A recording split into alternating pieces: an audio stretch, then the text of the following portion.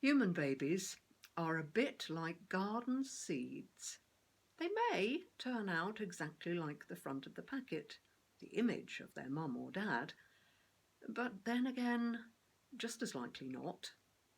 Their future career or interests might be guessed from family history, but how much of the finished article is nature, and how much nurture or other environmental factors? The development process is long and mysterious. It's almost impossible to look upon a mini human being and see exactly what they will become. In today's story from St. Luke's Gospel, however, two elderly worshippers in the Jerusalem temple do exactly that with a previously unknown, unseen child. It's so familiar that we tend to forget how peculiar it is. Simeon and Anna, who meet this nearly new infant being dedicated to God by his parents, are both apparently ancient. They have long been waiting expectantly and faithfully for this very moment of recognition. Although Anna merits a mere 3 verses from the author, her particular importance comes down probably to one key detail. She tells others what she has discovered. Luke is frustratingly silent on background details. She personally earns barely more than a footnote in many Bible commentaries, yet this person of little importance is enabled to see what others, as yet, cannot. I know plenty of the regular worshippers. Thought I was a dotty old crone who'd be better off in care. But this temple has been practically my home for years now. I still had work to do, even that late in the day. There were some who called me prophet. That's really a calling for a woman. I see things, not ghosts, all that nonsense, but hidden realities and things that should be. God's my family now. He took me into his home. He shares things with me. Generally, they blame the fasting. Oh no, the old girl's having one of her turns. Get her some cake. I'm sure it's an inconvenience. But occasionally, someone actually listens. Like dear old Simeon. He's not as old as me, but he's faithful, genuinely godly. He lives out with family. But the Spirit had brought him there just in time. We'd spoken, obviously, about the waiting. But would God promise us a Messiah and then fail to deliver? Might not happen during our lifetimes. He feared that more than I did. But we remained quietly confident. Renewal would come. The priests were tolerant, mostly. They probably reckoned I was wasting my final years. Losing a husband young, that makes you a satellite to others' relationships. You get passed around like an unwanted burden. I wasn't lonely exactly. God was my refuge. Even the sparrow can find herself a home by his altars. Squatting in the temple probably saved my few relatives bother. even though they never understood. Once I was past everything else useful, Messiah watch became my vocation. I kept up a routine of praying, watching, fasting, longing. Missed nothing. The pains of old age, never noticed them. They were just an ordinary little family, you know, from up north. Country lass, no age.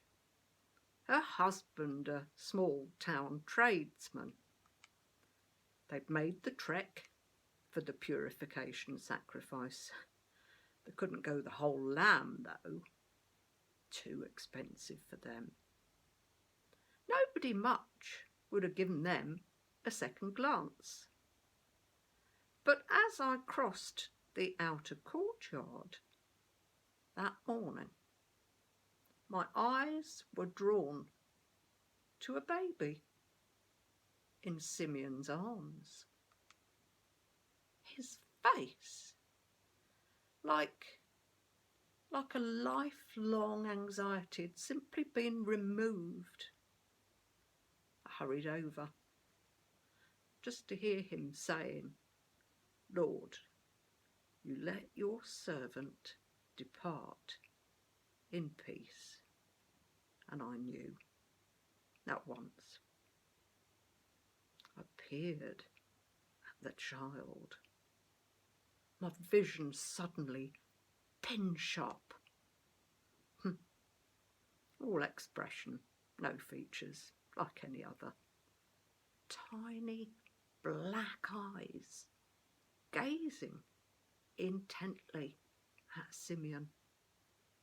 Yet it was the babe who seemed older than time. The father is still holding the pigeon basket. The mother, slightly jittery, as you would with an unfamiliar elder holding that tiny little being, almost as alien. Simeon's words were ringing in my head, but I felt I was a beat ahead of him. He quotes from Isaiah about the child.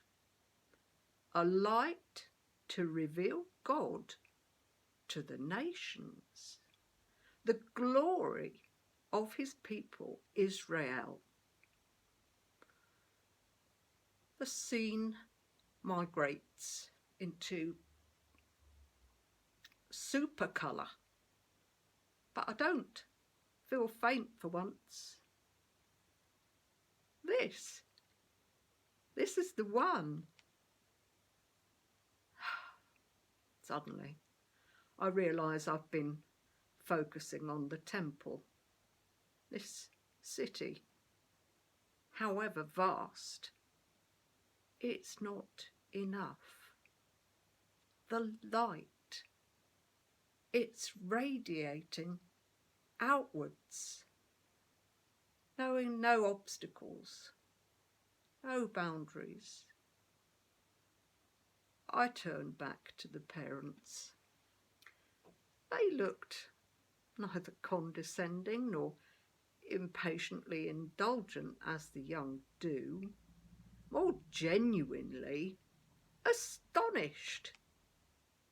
Simeon awkwardly hands the infant back.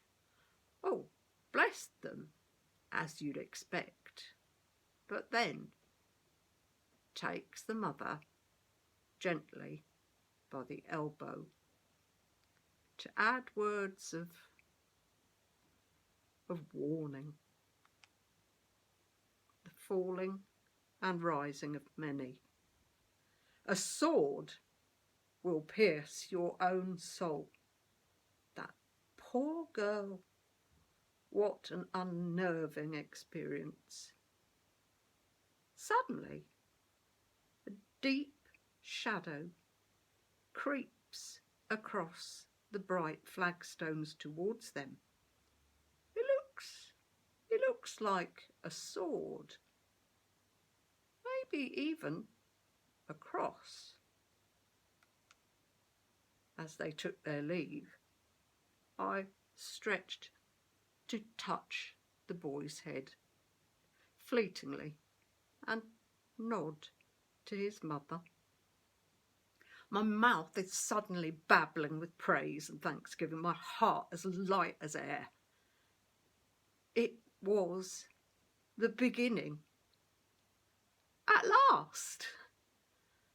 Turning away with my most affirming smile, almost broke into a trot. Fleetingly, Anna is at the heart of the Jesus story. She's also on the edge. As an elderly widow with no economic value, she is as marginal as the nameless shepherds called from midnight fields to witness to Jesus' birth. She is female in a resolutely patriarchal society. She is holed up in the last bastion of a distinctively religious people whose land is occupied by foreign colonial power. Yet, like some of the heroes and heroines of the Old Testament, she has waited faithfully for years for God to fulfill his promise. Here, despite being so very old, she has spotted the leading edge of a startling new revelation. Both she and Simeon have been granted a glimpse of a much bigger picture. Their vision is limited. They will not live to see the story's completion, but nevertheless, they have recognised the nature of the subject. They will not see a young Jesus debating with scholars in the temple portico, nor hear his voice inviting others to follow, nor taste the fine wine at Cana's wedding feast. They will miss other signs and wonders, the greater light of Easter eclipsing that of his birth. Yet they are in no doubt. This seed is the work of God.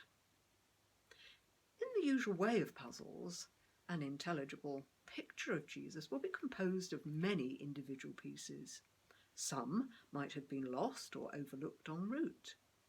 But if it feels somehow poignant that Anna would not live to see her inspired words of celebration borne out, just remember that the successful assembly of any puzzle needs those at the edge to mark out the shape of things to come.